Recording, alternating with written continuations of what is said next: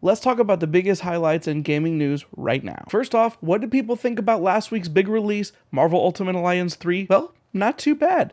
Metacritic averaged 74%, which for most sites was a good but not great rating. The game really didn't defy any expectations of what it might be outside of a Marvel Ultimate Alliance game, which is a fun beat 'em up with a progression that maybe lacks a little bit as it's mostly very percentage focused and a lot less big flashy focused, where most of the fun of the game comes from seeing all of the heroes that you like together all in the same place, fighting all of the villains that you like all in the same place, and less about the actual super deep gameplay. The story also seems to be fairly rote, but it's kind of what's expected for a beat 'em up. Honestly, this seems like a fun, just kind of like play a game while you're watching a TV show game that I might pick up at some point on discount. So a new sequel was announced, but for what game? Plants vs. Zombies. The original Plants vs. Zombies was a game that I fell in love with unexpectedly, and my wife also fell in love with unexpectedly, and we both played the crap out of it. It came out at a time when tower defense was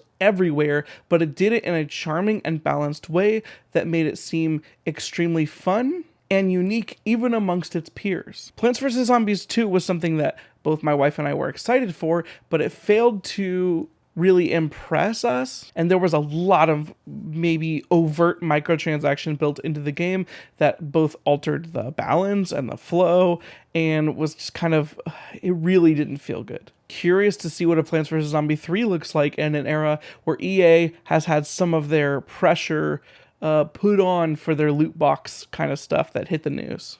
In addition to Plants vs. Zombies 3, it also came out that they are working on another Plants vs. Zombie game that's a shooter, likely one of the Garden Warfare games, so a sequel to Plants vs. Zombies Garden Warfare.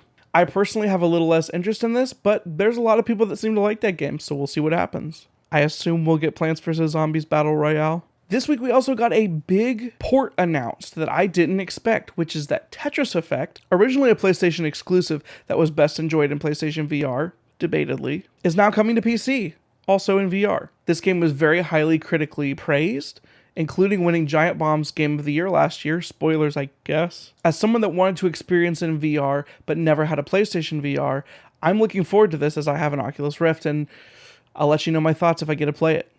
Now let's talk about the new releases for this week. Starting off, we have 2 ports, so they're not really new games, but they're moving to different platforms that I wanted to highlight. The first one is Super Mega Baseball 2, the sequel to Super Mega Baseball Extra Innings, is now coming to Switch, and this is exactly what I wanted. It's an arcadey baseball game reminiscent of the old RBI games. The first one originally was available on Xbox Live Gold Pass, which is the only reason I checked it out in the first place, and me and my friend accidentally played through an entire season in a week at one point when my wife was out of town, and it was just a bunch of dumb fun. So I was really excited for Super Mega Baseball 2. When it came out, it was great, and I played a little bit of it, but I really wish that they would port it to the Switch, as it wasn't something that required a lot of graphical fidelity. Hearing that news, I was super excited, and I am looking forward to picking this up at some point. The other port I wanted to highlight this week is that we are seeing the PC release this week of Beyond Two Souls. Is Beyond Two Souls a good game? I don't know. It's very weird, and I like it. But I can't say it's a good game because in a lot of ways it's a terrible game, but it's the type of terrible game that gets me thinking and it gets me really interested. Now it's available on PC. As far as new releases, the big one that I am excited for is Fire Emblem Three Houses. We talked about that last week. We talked about that at E3. I've been anticipating this game for a while since it was announced, and so I'm all in on this game. I want to pick it up Friday. I can tell you my thoughts on what I think. I think it's going to be rich. I think it's going to be long. I think it's going to be engaging.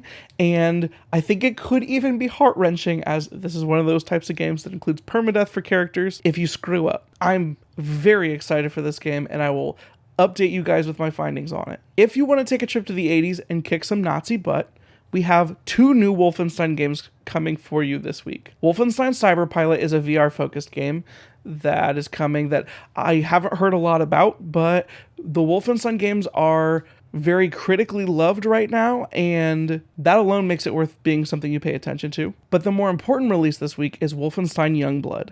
This is a co-op focused kind of side game sequel to Wolfenstein 2, The New Colossus, the 2017 critically praised game where you play BJ Blazkowicz trying to take down the Nazi regime after it's taken control over the world, and man, that game goes places. Youngblood focuses on his twin daughters, the protagonists of this game, and their exploits in their campaign of their own against the Nazis. And those are the big things popping off in gaming right now. If you want to see more quick gaming highlight updates like this, please remember to subscribe and hit that bell to get notifications of when new videos are posted. Also, if you like the video, please give us a thumbs up on the video, and hey, if you have any thoughts about any of the stories we talked about or something we may have missed, leave a comment down below, please. I'll be sure to try to get you another video if I see a big news story pop up, or to follow up on any of the stories that I've previously talked about. Until next time, have a good one.